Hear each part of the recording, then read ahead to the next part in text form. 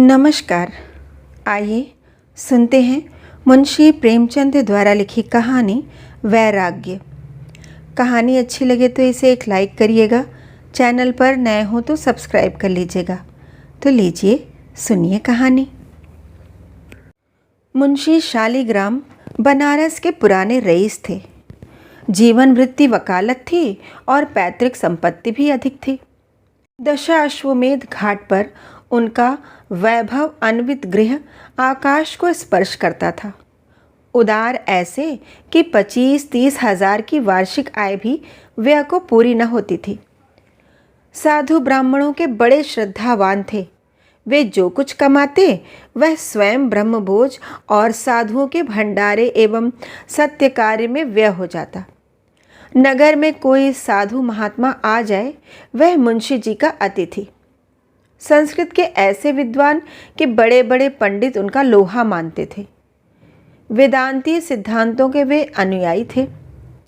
उनके चित्त की प्रवृत्ति वैराग्य की ओर थी। मुंशी जी को स्वभावतः बच्चों से बहुत प्रेम था। मोहल्ले भर के बच्चे उनके प्रेम वारी से अभिसिंचित होते रहते थे। जब वे घर से निकलते थे तब बालकों का एक दल उनके साथ होता था। एक दिन कोई पाषाण हृदय माता अपने बच्चे को मार रही थी। लड़का बिलख बिलख कर रो रहा था। मुंशी जी से रहा न गया।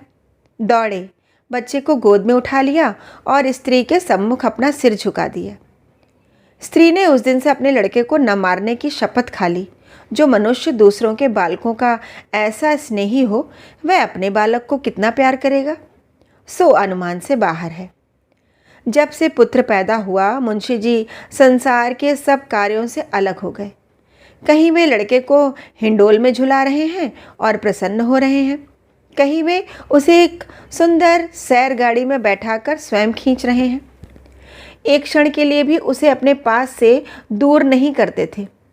वे बच्चे के स्नेह में अपने को भूल गए थे। सुवामा ने लड़के का नाम प्रताप चंद्र रखा था। जैसा नाम था वैसे ही उसमें गुण भी थे। वह अत्यंत प्रतिभाशाली और रूपवान था। जब वह बातें करता सुनने वाले मुग्ध हो जाते। भव्य ललाट दमक दमक करता था। अंग ऐसे पुष्ट कि द्विगुण डील वाले लड़कों को भी वह कुछ न समझता था। इस अल्प आयु ही में उसका मुखमंडल ऐसा दिव्य और ज्ञानमय था कि यदि वह अचानक किसी अपरिचित मनुष्य के सामने आकर खड़ा हो जाता तो वह विस्मय से ताकने लगता था। इस प्रकार हंसते खेलते 6 वर्ष व्यतीत हो गए। आनंद के दिन पवन की भांति सन्न से निकल जाते हैं और पता भी नहीं चलता। वे दुर्भाग्य के दिन और विपत्ति की रातें हैं जो काटे नहीं कटती। प्रताप को पैदा हुए अभी कितने दिन हुए। बधाई की मनोहारिणी ध्वनि कानों में गूंज रही थी। 6ठी वर्षगांठ आ पहुंची। 6ठे वर्ष का अंत दुर्दिनों का श्री गणेश था।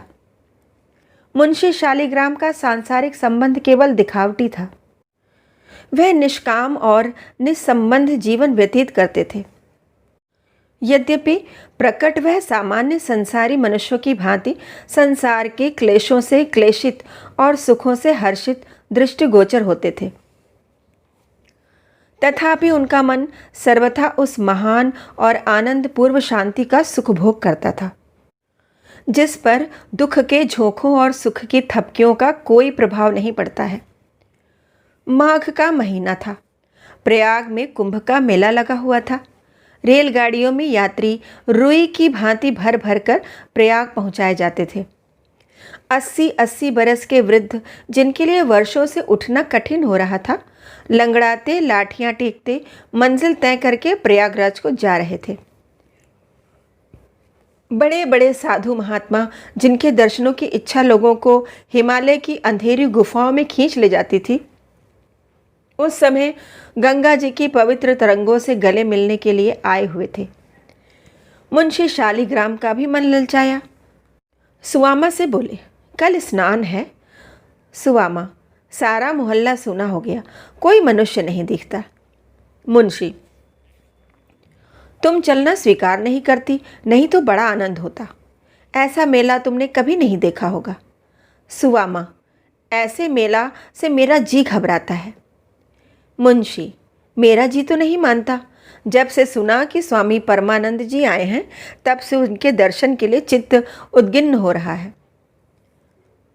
सुवामा पहले तो उनके जाने पर सहमत ना हुई, पर जब देखा कि यह रोके न रुकेंगे, तब विवश होकर मान गई। उसी दिन मुंशी जी 11 बजे रात को प्रयागराज चले गए। चलते समय उन्होंने प्रताप के मुख का चुंबन किया और स्त्री को प्रेम से गले लगा लिया।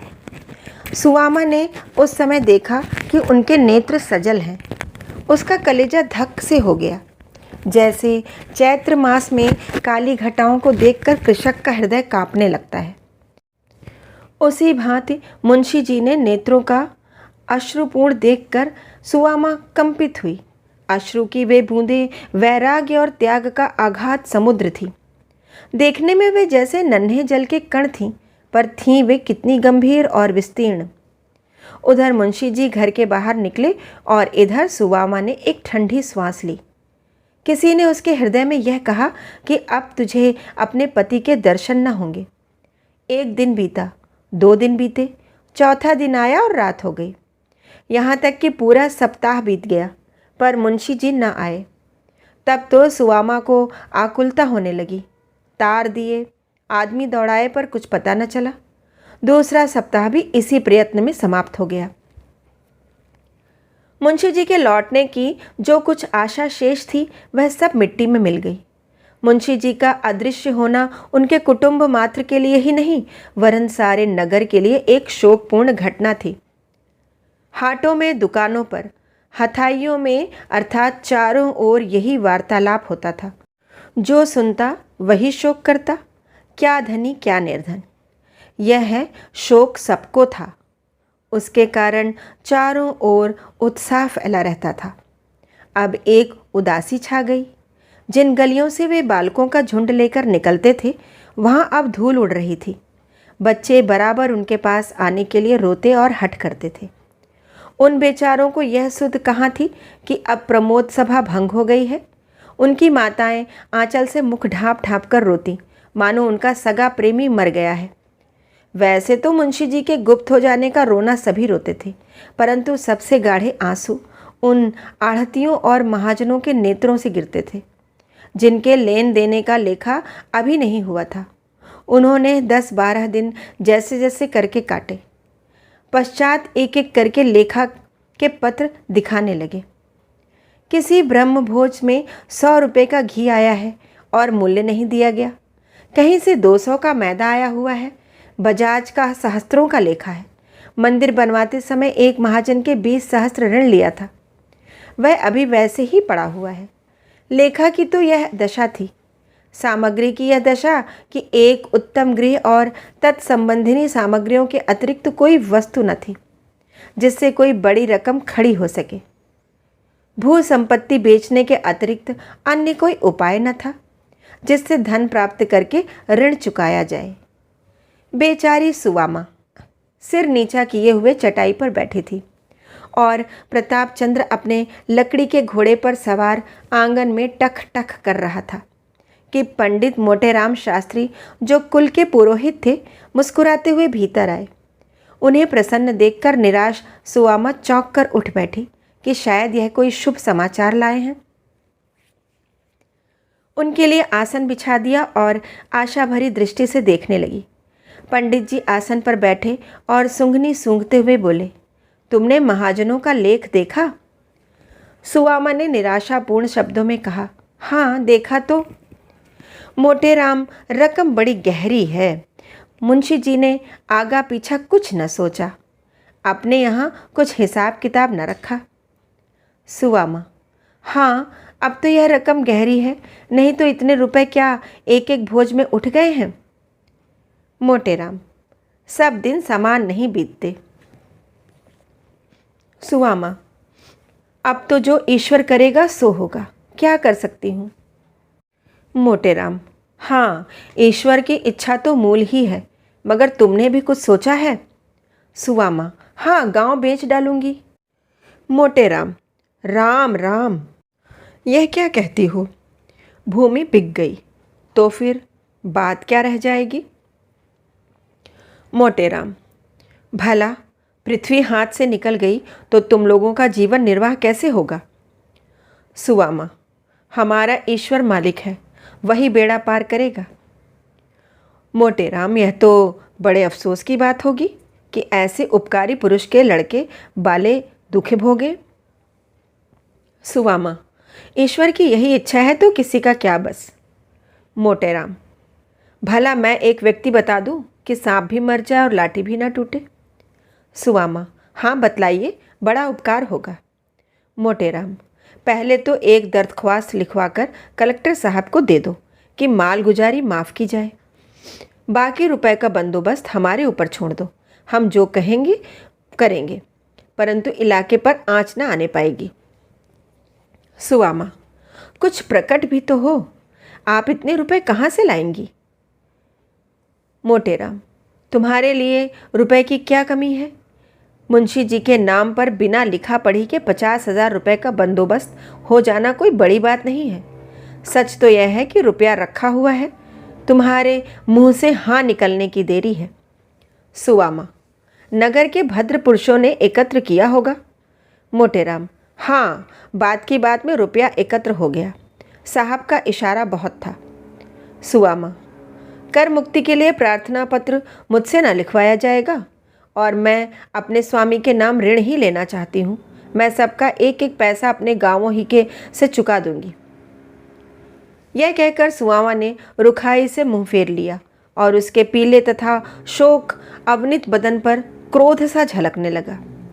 मोटेराम ने देखा कि बात बिगड़ना चाहती है तो संभल कर बोले, अच्छा, जैसे तुम्हारी इच्छा, इसमें कोई ज़बरदस्ती नहीं है, मगर यदि हमने तुमको किसी प्रकार का दुख उठाते देखा तो उस दिन प्रलय हो जाएगा, बस इतना समझ लो। सुवामा, तो आप क्या चाहते हैं कि मैं अपने पति के नाम पर दूसरों की कृतज्ञता का भार रखूं? मैं इसी घर में जल मरूंगी, अनशन करते करते मर जाऊंगी, पर किसी की उपकृत न बनूंगी।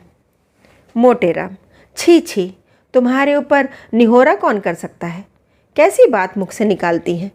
ऋण लेने में कोई लाज नहीं है। कौन रईस है जिस पर 1,00,000-2,00,000 का ऋण ना हो? सुवामा, मुझे विश्वास नहीं होता कि इस ऋण में निहोरा है। मोटेराम, सुवामा, तुम्हारी बुद्धि कहाँ गई?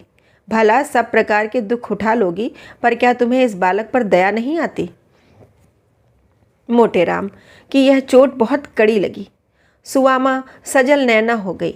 उसने पुत्र की ओर करुणा भरी दृष्टि से देखा। इस बच्चे के लिए मैंने कौन कौन सी तपस्या नहीं की? क्या उसके भाग्य में दुख ही बदा है? जो अमोला जलवायु के प्रखर झोंकों से बचाता जाता था, जिस पर सूर्य की प्रचंड किरणें न पड़ पाती थीं, जो स्नेह सुधा से अभी सिंचित रहता था, क्या वह आज इस जलती हुई धूप और इस आग की लपट में मुरझाएगा? सुवामा कई मिनट तक इसी चिंता में बैठी रही।